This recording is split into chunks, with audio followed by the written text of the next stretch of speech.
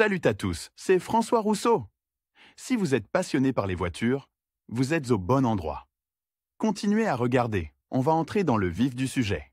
Le nombre d'accidents sur les routes a toujours été élevé, et maintenant qu'il y a de plus en plus de voitures, la probabilité d'avoir un accident ne fait qu'augmenter. Naturellement, chaque passager souhaite choisir l'endroit le plus sûr, où le risque d'être blessé est le plus faible. Les voitures modernes sont équipées de divers systèmes de sécurité qui augmentent les chances des passagers et du conducteur de sortir d'un accident avec le moins de dommages possible. Il s'agit notamment de ceintures, d'airbags, d'appuis-tête et de déformations soigneusement calculées de différents éléments dans différentes situations. Mais les accidents sont très différents et ces mesures ne sont pas toujours utiles, car il est impossible de prévoir toutes les situations. Toutefois, il est possible de prendre les types d'accidents les plus courants et de voir quels sièges sont les moins susceptibles de blesser les passagers. Il s'agit généralement de collisions frontales et latérales. Quelle est la place la plus sûre dans une voiture et pourquoi? Malgré de nombreuses études et de nombreux crash tests, il n'existe toujours pas de réponse définitive à la question de savoir quel est l'endroit le plus sûr dans une voiture. Cela dépend en grande partie de la situation. Les personnes haut placées considèrent que le siège arrière, du côté du conducteur, est le plus sûr,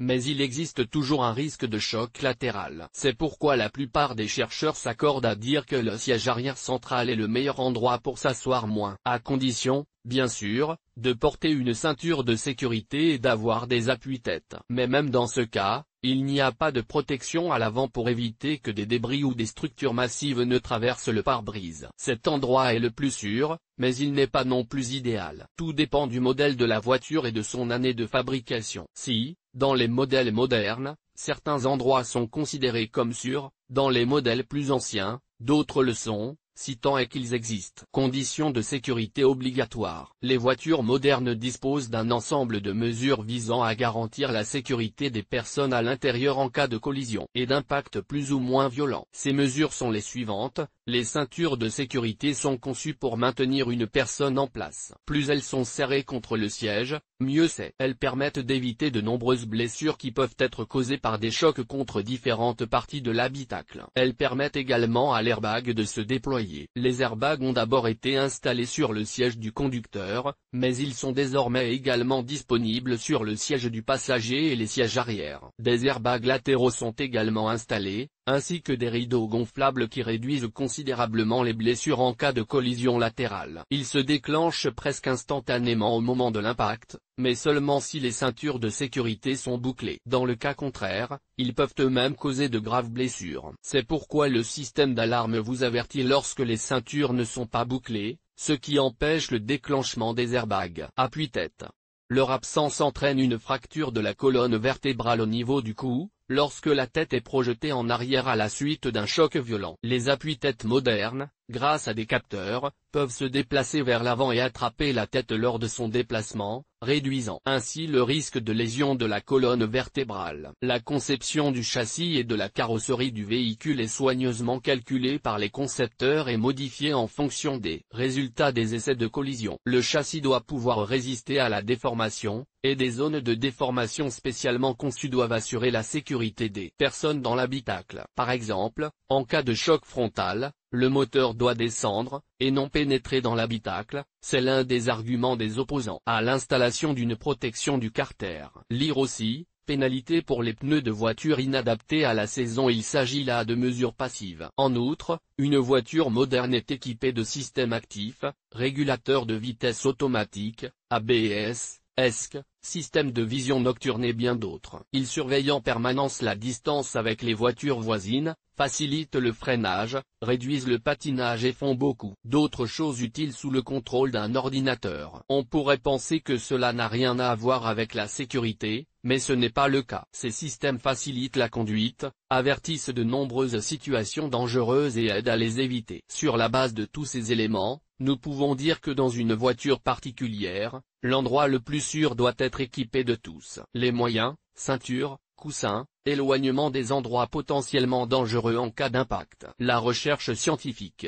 Au fil des ans, de nombreuses recherches ont été menées sur la sécurité des voitures, car chaque année, plus d'1 million de personnes y perdent la vie et un demi-million sont gravement blessés. Pour chaque nouveau modèle, chaque constructeur procède à une modélisation informatique de diverses situations, puis à des dizaines de tests de collision, au cours desquels les voitures sont heurtées de plein fouet à différents obstacles, à d'autres voitures, à des camions. Ils les testent également pour les impacts latéraux, avec différentes parties, sous différents angles, contre différents obstacles. Un impact latéral contre un poteau est également inclus ici. Des mannequins équipés de nombreux capteurs sont désormais utilisés comme passagers. Et ce n'est pas seulement le mannequin du conducteur qui est utilisé, mais des familles entières. Un mannequin de femmes et d'enfants est également présent. Tous ces tests sont menés dans le but d'identifier l'endroit le plus sûr dans la voiture, ainsi que de trouver les faiblesses en matière de sécurité et de les renforcer. Examinons les avantages et les inconvénients des différents sièges dans lesquels un passager peut s'asseoir. Le conducteur n'a pas le choix et sa sécurité relève de la responsabilité du constructeur. Disons tout de suite qu'il n'y a pas d'opinion commune des experts. Les différents sièges ont des avantages différents dans des situations différentes, et les caractéristiques de conception de tous les modèles sont différentes. Siège avant à côté du conducteur. Certains considèrent ce siège comme le plus sûr, car il est équipé d'une ceinture et de coussins, et il y a beaucoup d'espace pour le passager. En outre, il est doté d'une bonne assise et d'un appui-tête. Mais d'autres avis affirment que ce n'est pas l'endroit le plus sûr pour un passager dans la voiture. Il présente les inconvénients suivants en cas de choc latéral, par exemple à une intersection, le danger n'est pas réduit. Les collisions frontales sont les plus fréquentes et le passager avant est plus exposé que les autres. Le conducteur, par instinct, peut retirer son côté de l'impact et placer le côté passager sous l'impact. Le pare-brise est une mauvaise protection contre les objets qui volent vers la voiture. Il existe de nombreux cas où, même sans collision, un passager a été gravement blessé par une brique, une plaque de fer ou un autre objet tombant d'une autre voiture. Même un morceau de glace tombant du toit d'une autre voiture à grande vitesse est très dangereux. Par conséquent, malgré toutes les mesures prises, le passager avant peut, dans certaines situations, souffrir énormément. Bien qu'il y ait une opinion contraire, à savoir qu'il y a beaucoup d'airbags et que l'on peut même placer une chaise avec un enfant. En toute sécurité, les airbags ne sont pas une panacée. Mais les airbags ne sont pas une panacée, et il est impossible de s'en remettre uniquement à eux. Lors d'un choc latéral à un carrefour, c'est la partie avant de la voiture qui est le plus souvent touchée. Selon les statistiques, dans les accidents de la route en Russie, le taux de mortalité des passagers avant est 10 fois plus élevé que celui des passagers arrière. Lire aussi, comment et quoi isoler le radiateur de la voiture en hiver, derrière le conducteur. Le siège arrière est mieux protégé que le siège avant contre les projections de débris et d'objets divers provenant de l'avant. Cependant, il n'y a pas d'airbags frontaux, mais uniquement des airbags latéraux. Toutefois, en cas de collision frontale, le passager a de meilleures chances de survie et des blessures moins graves. Les collisions latérales constituent le principal danger, et le coffre protège des collisions arrière, dont la force est généralement moins importante si l'impact a lieu après. Le siège arrière du conducteur est le plus dangereux des sièges arrière. Le risque d'être heurté en tournant à gauche sur une route fréquentée est élevé si le conducteur évalue mal la vitesse de la circulation. En outre, de nombreux conducteurs ajustent la position de leur siège en le faisant glisser vers l'arrière, ce qui réduit l'espace pour le passager et augmente le risque de fracture. Ce n'est donc pas l'endroit le plus sûr dans la voiture en cas d'accident, c'est le deuxième endroit le plus à risque après le siège avant. Derrière le passager avant. De nombreuses personnes pensent qu'il s'agit de la place la plus sûre dans la voiture,